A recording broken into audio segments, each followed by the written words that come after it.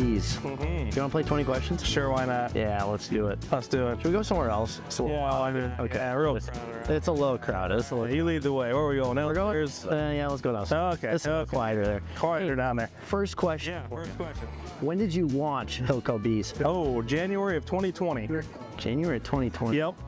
What made you decide to start a bee supply business? Oh boy. Well, I was looking to become a commercial beekeeper.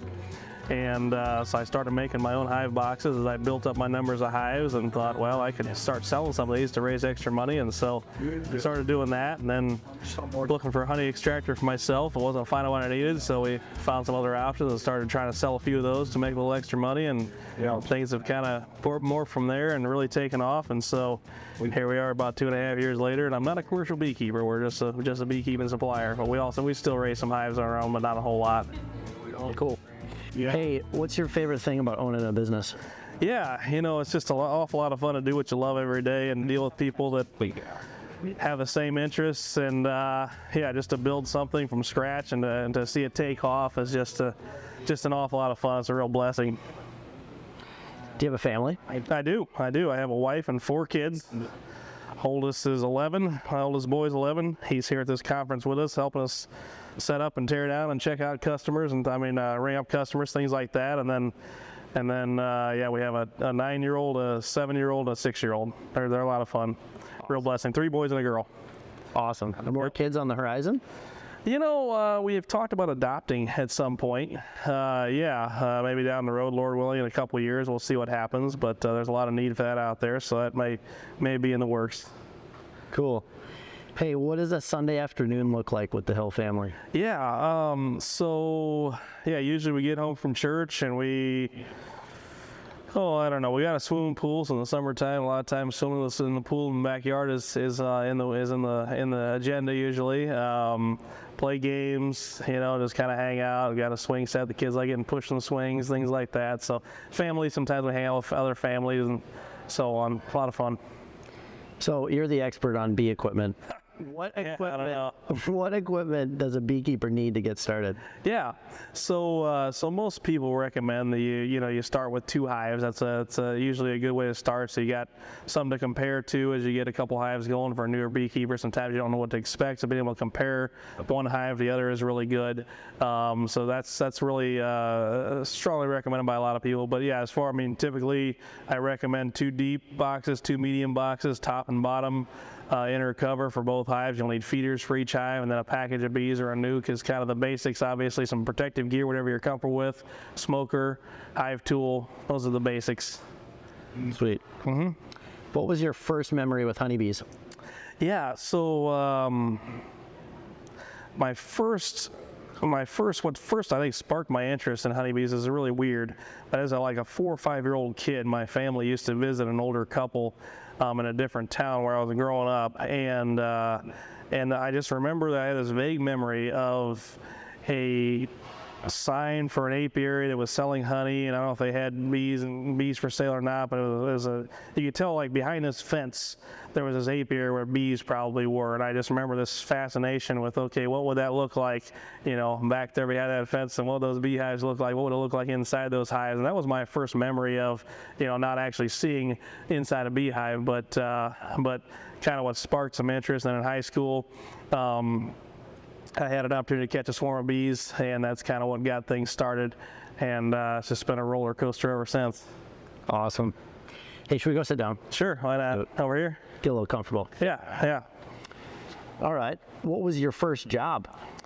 My first job, well, that's an interesting question. So my family had a hardware business. So we would travel across the country to antique car shows and old tractor shows and stuff and sell our goods there. And even as a little kid, 5, 6 years old, I was trying to help wait on customers and things like that. And as far as a real job, I worked in a welding and machine shop for a while, and then kind of went from there. What's your number 1 tip for someone wanting to start their own business? Oh, yeah. Can I do 2? Sure. 2 tips, yeah. So I would say number 1 is just choose something that you're really passionate about, because starting a business is a lot of work. A lot of late nights, a lot of early mornings, just a lot of effort, and so choosing something that you really have a passion about makes things a whole lot easier when it gets tough. And as far as the other thing I would say is just customer service is absolutely key. So if you take care of your customers, you'll go places. You go places. In this day and age, customer service is kind of a thing of the past. That personal connection with people, and so when you focus on those things and you get that right, even when you screw up sometimes, even when when you make a mistake, you unintentionally sell an inferior product or there's something gets damaged or whatever, if you get that personal touch, if you show people that you care, that just goes so far. So customer service and then passion for what you're doing is the biggest. Great tips. Okay, if you could visit any place in the world, where would you go? Oh, any place in the world. I've never really had. I mean, I think it'd be interesting to visit, the various sites and places all over, the world that you hear about and such. But really, there's just a lot of places here in the States I'd like to see. Out in the West Coast, the Rocky Mountains, things like that. Alaska. There's a lot of places here in the U.S. that I haven't seen yet. So, no particular one, I guess. Okay. What's the best gift you've ever received? Oh, best gift. Well, my wife probably, I guess, would be. If she's watching this, I have to say that. But she is a treasure. I'm really thankful. Love it. Books or movies? Books, probably. I don't read too much anymore. What's your favorite book of all time? Favorite book of all time? Well, if I had my head in the right place, I would say the Bible. Yep. Is definitely the number one. But I really do like a good novel. So action. There's some political thriller type of books novels, I kind of like sometimes. I don't read too much anymore. I was a real reader as a kid, but don't read an awful lot anymore. I don't get time for it. What's your favorite activity outside of beekeeping? Yeah, I guess with spending time with the family. We got four young kids, and they're just an awful lot of fun, and hanging out with them. Awesome. Okay, what's been your biggest challenge growing a business? Yeah, well, we started our business during COVID, right, in 2020, and so all that was definitely a challenge, and then the supply chain issues that have followed that has really been probably our number one challenge. Gaining market share has really been the easy part, which is interesting, but just getting the product here and getting what we need to get and having things on hand, and also dealing with the challenges of not only supply chain, but also navigating the tremendous growth we've seen. It's just hard to know what to stock when you don't know how much you're going to sell. And when things sell a lot faster than you expect, it's hard to keep it on hand.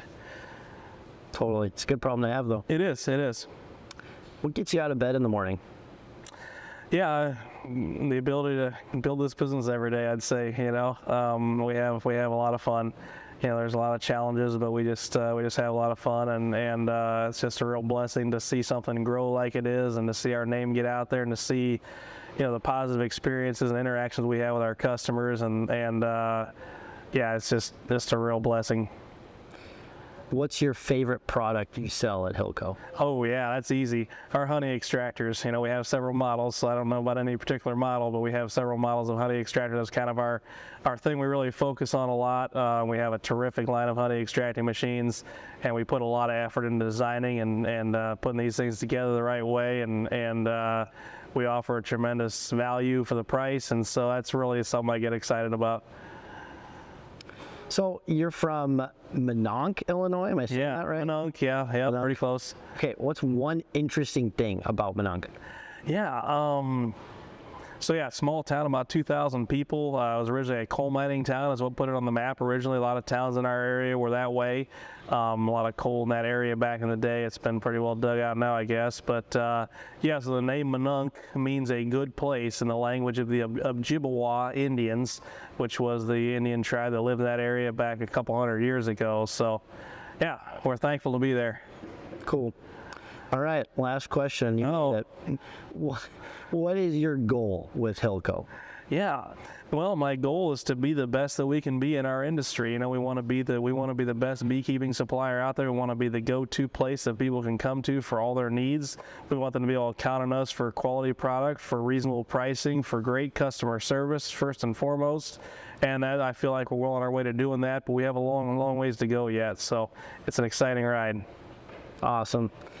Well, John, should we get back to the conference? Sure. Yep. right. A lot to be done. Hey, we appreciate it. Thanks for the time, man. All right, man. Thanks a lot. Of course.